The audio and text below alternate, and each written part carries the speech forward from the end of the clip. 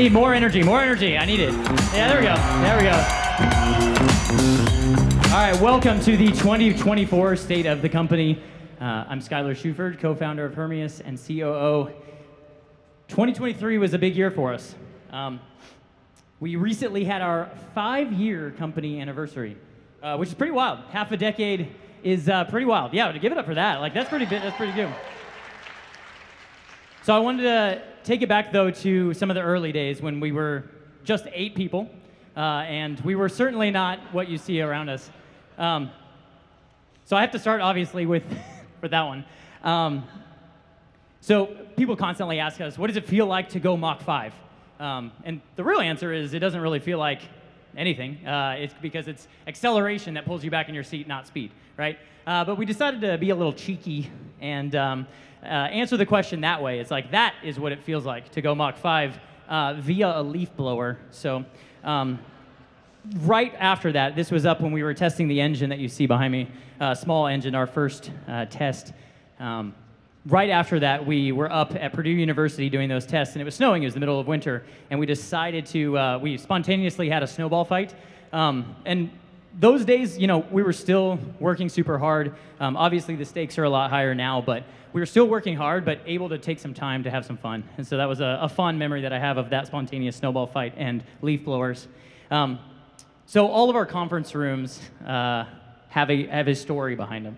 And these are stories about either a person or an event or a situation that we think helps reinforce the culture that we want Hermeus to be. And one of those conference rooms is called Patch. And this is the story of why it's called Patch. So some of you may know this already, but during that engine campaign, it was the first time we had received basically the most expensive piece of hardware that we ever had to date. At the time, it was tens of thousands of dollars, and that for us was immense, right? We've obviously gone significantly past that now, but that was our first piece of beautiful 3D printed metallic hardware that came in. So we put it together. We took a build-up approach to test, as one does, and so we're incrementally adding the systems to it. So we put our torch igniter in there. The torch igniter was for the afterburner, and that torch was a hydrogen torch. And so we used hydrogen because we wanted it to work. Hydrogen burns really hot. It's like 3,000 degrees Fahrenheit, and it always works. So we didn't have to focus on that. We could focus on other things. So we put this hydrogen torch igniter into the system and test it with nothing else running. Well, the issue is that the torch was about that long, and the diameter of that piece of hardware was about that. And so we immediately burned a huge hole in the internal liner of that. And we didn't have enough money or enough time to be able to go get a new one. So it's like, what are we going to do? Panic sets in. And Glenn Case, who you all know is one of the other co-founders of the company, said, don't worry, I got it. So he bought some Inconel sheet from McMaster, came in a day. He hand drilled it and hand bent it and tack welded it inside that engine and patched the hole that we had. And the entire rest of the test campaign was with that patch. And while it was a very scrappy solution, it was also done with quality. We never had an issue with it, and it today is still in that engine. And so that's another piece where it's, we're going to face issues and refuse to let the mission fail. And the last bit here is the renders up in the corner. So this was circa, I think, 2019 perhaps. But our high-level vision, our high-level roadmap hasn't changed. So it's to demonstrate our technology, to prove our architecture in flight with Quarterhorse, to productize that technology, and deliver tremendous value to the DoD with Dark Horse, and finally, change the world with Halcyon. So within 2023, it's really been a year of maturation. We've more than doubled, which is our smallest growth year, but it's the growth of the time where we went from a company where we could say everything in a room to the scale of company where you need processes in place. So at the beginning of the year, basically everything broke. And we had to rebuild based on the scale of company that we are now. We also had to start building out infrastructure for the long term, building out teams for the long term. So we have many, many groups that went from just a person doing something to an honest-to-God department. Several of those to list are security, supply chain, finance, growth, test. All of these things were just a person at the beginning of this year and now are an honest-to-God department. So we also received our first set of F-100s engines. This is a pretty huge deal. Other than how awesome that is, The F-100s aren't something that you can just go out and buy. You have to be at a very specific tier and have a very good partnership to be able to get an engine of this class, of this scale, of this quality. And the partnership that we built with Pratt & Whitney is an indication of kind of where we're going, but also the types of talent and the types of capability that we're able to pull to this problem set. And so it's really, really exciting to have something that is that high performance, and I'm really excited to get that into flight when we put it into Dark Horse and beyond. We also did our first wind tunnel testing of a subscale quarter horse. You can see in the last images there, James was just looking iconic with that lighting that was in the test cell, which we didn't even put in there. It just happened to be that James is iconic. So being able to anchor all of the numerical models to start getting real data in and rolling it in, and even more data to come as we get into flight. We delivered our flight deck, which is behind you here. Being able to remotely pilot our suite of vehicles that are going to be coming out and be able to prove that, not only deliver it, but also prove it out from a fully custom build. And then finally, this last one here is, within defense tech, it's very difficult to go from a company that gets small contracts, especially with emerging technologies and as a new entrant, and get to the point where you can actually deliver that technology to the operator, to the warfighter. That's what's commonly known as the Valley of Death. And that is exactly where we are right now. But this year, we were able to sign a contract with DIU, a multi-year contract that is our bridge across the Valley of Death. It is the mechanism that will take us to being able to cross that, which is a huge deal for the company. Yeah. But that's not the end. Obviously, we have to deliver on that. It's also going to take more than just us here. It's going to take a broad set of stakeholders and a broad set of external partners to be able to do it. So our work is still ahead of us, but it is a huge step in the right direction. I'd also like to talk about Mark 0, as you can see here and behind me. Huge accomplishment for the team. This is the first full vehicle system that we have delivered as a company.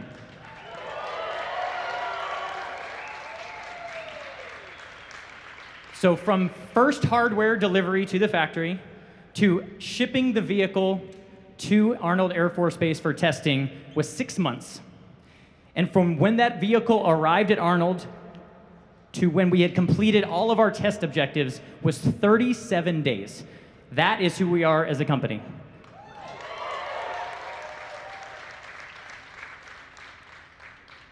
And it's the first step in a series, as you all know. So Mark 0 was our dynamic Ironbird, basically a jet-powered go-kart, which is pretty sweet. But what does that matter? Really, because it's the first time that all of the teams have come together to deliver an entire working system in a way that wasn't blocked by regulator approval. We were able to work through all of the interfaces between all these teams and deliver this on a timeline relevant to the growth that we need as a company. Up next, Mark 1. This is our first airworthy aircraft. This is the first time we're getting into flight and really focusing around reliable takeoff and landing of a remotely piloted vehicle, the biggest RC plane that you've ever seen. Then on to Mark 2, where we're breaking the sound barrier.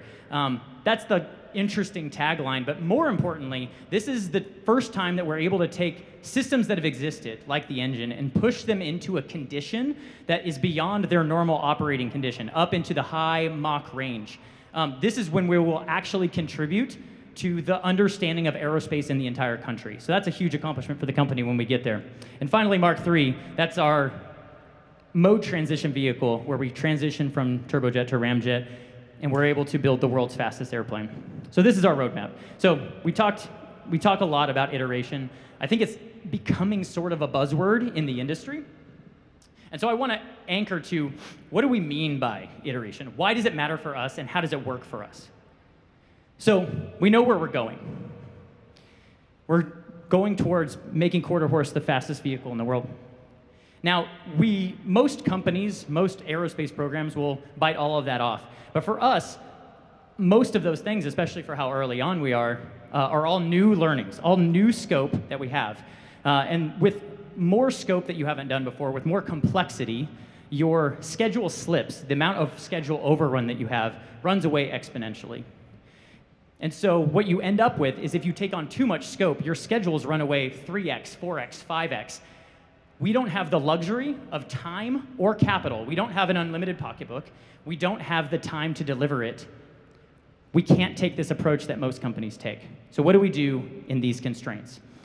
Well, we stay in the range where scope is limited at each step of the way. So we stay in the 10%, 20% range of slips, and we stack those incrementally and very intentionally to buy down specific risk of known quantity and move that very directly towards our end goal. And what ends up happening is you save an enormous amount of time by doing this approach, and consequently, cash. For us, it's also, if we were to take one shot at this, imagine the test team, which happens towards the end of they work together towards the end of a campaign. They never get an opportunity to work until the end of that curve. Well, for us, we have cycle after cycle for every team working on it to really understand how to work together and build and compound quality into it. And we develop a playbook of when interfaces work together, we use that playbook for future vehicles and allow ourselves to get smarter. And so that's something I will always reserve, is next year when I get up on stage, I always reserve the right to say something smarter than I'm saying today. So if the plan changes, it's because I'm getting smarter, ideally. So this is an enormous set of accomplishments for 1 year, an enormous set of maturation and growth. But what's next? And it's Mark 1.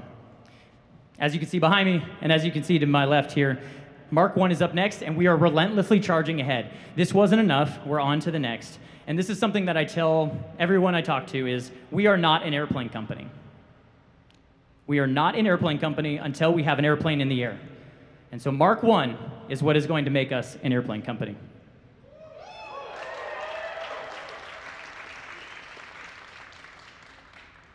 So as we look ahead, obviously we have a lot to do. We have to build an airplane. We have to build a series of airplanes. We have to continue to mature the company, continue to mature the business processes, continue to build good customer and partner relations. But also remember back to the early days when we were just 8 people. We can do all those things and simultaneously have a good time and be willing to have a leaf blower pointed at our faces. And also, as issues come up, patch them, and remember to refuse to let the mission fail. Thank you. And with that, I'd like to introduce AJ Pipa, CEO and co-founder.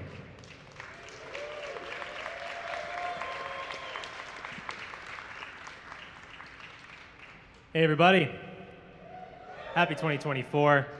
We took a little extra time with this one, put it in January, but the content's pretty great. So here at Hermeus, we are building something special. And I don't just want to say that. I think everybody maybe says these kinds of things all the time about all sorts of things, but I want to really dig in and talk about this. We are building the fastest airplanes to solve some really pressing national security challenges and eventually radically accelerate air travel, connect the world faster than ever before. But what does it mean to be special, to do something special? What are the characteristics of it? And as I thought about this, I think there are really 3 things. That thing that you're doing has to be massively impactful. It also needs to be meeting a very urgent need. And finally, it needs to be incredibly hard. Now you take off any one of those 3 things, and I mean, frankly, who cares? That's what makes something special. And to anchor for everyone here, in a little bit of a relative sense, how special what we're doing is, I want to tell the story of a young farm boy from Michigan who very quickly turned into a legend. So when he was 22, graduated from college, University of Michigan, aeronautical engineering, around the same age when many of the folks in this room hit that milestone. The year was 1932, graduated into the absolute worst job environment ever, still, right in the midst of the Great Depression. Couldn't get a job, so went back to school to get his master's degree, and day and night worked in a wind tunnel, learning.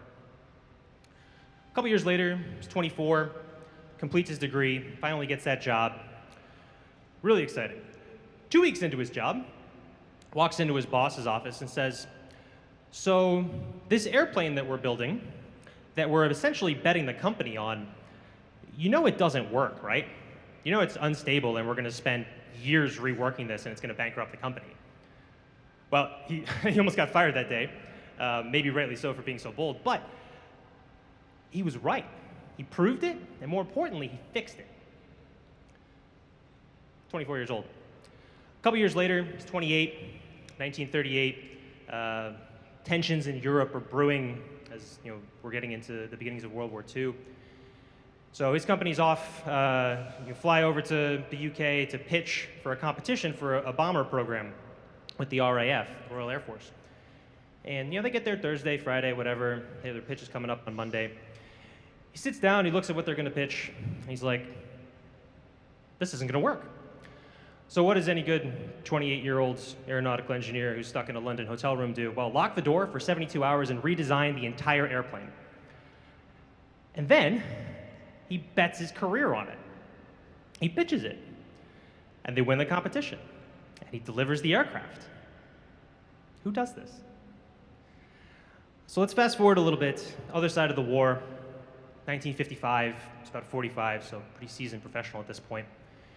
And he's pretty good at winning government contracts, so he wins one with the CIA, $22 million, which is pretty good back then.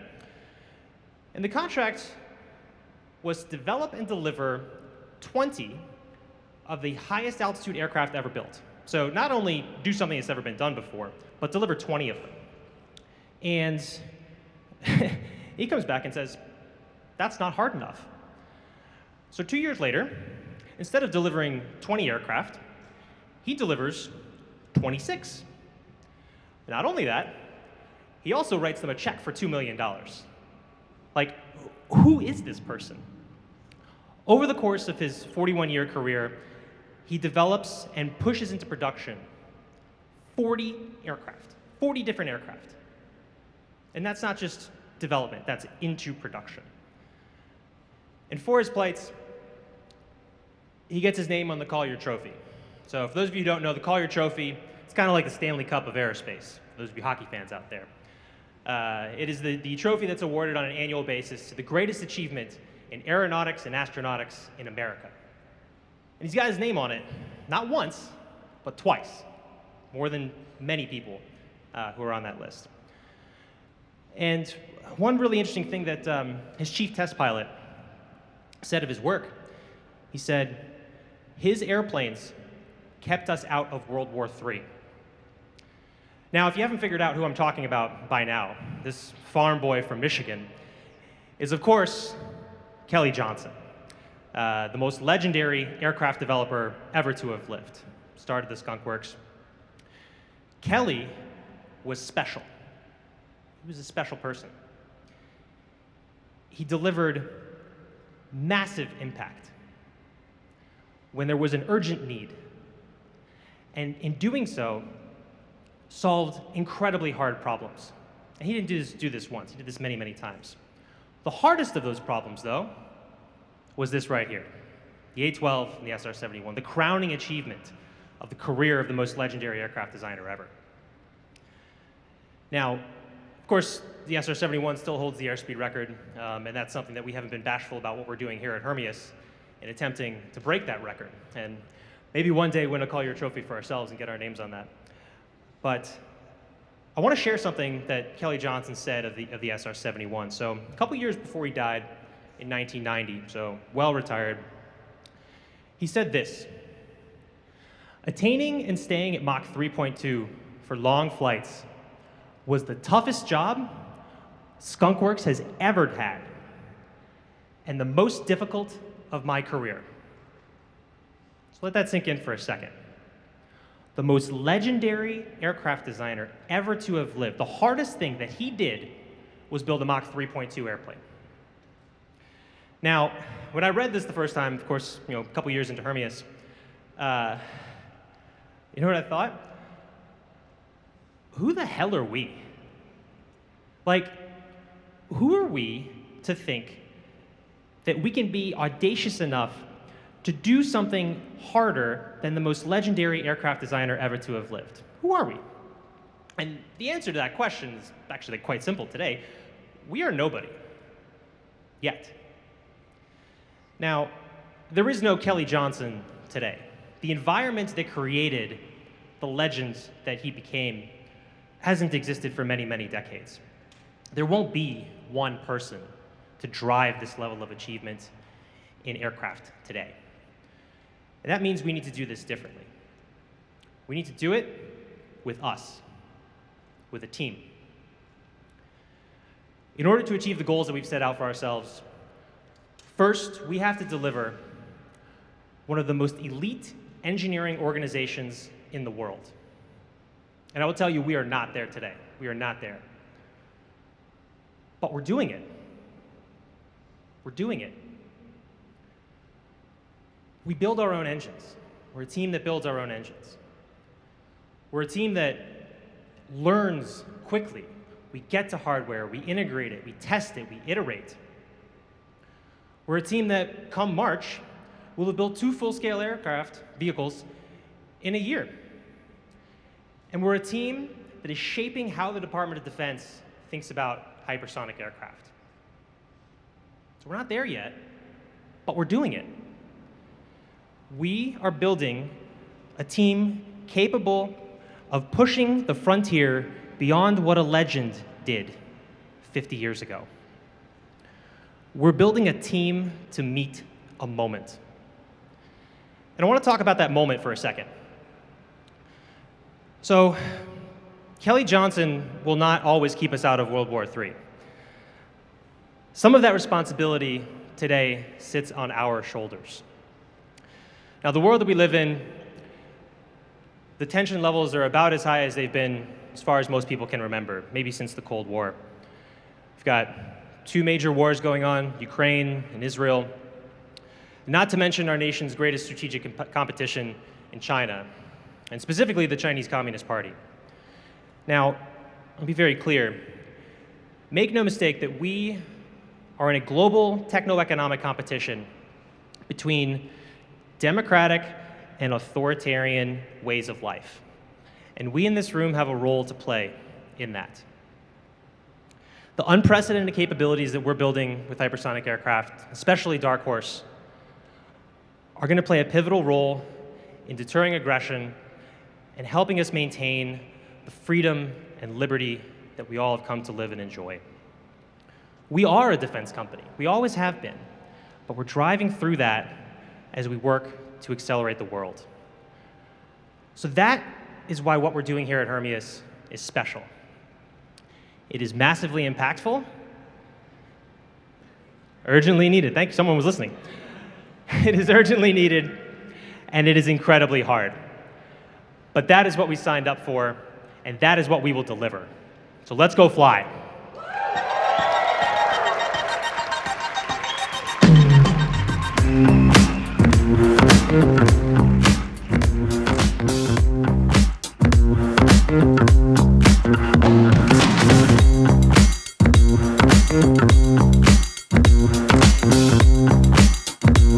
Thank you.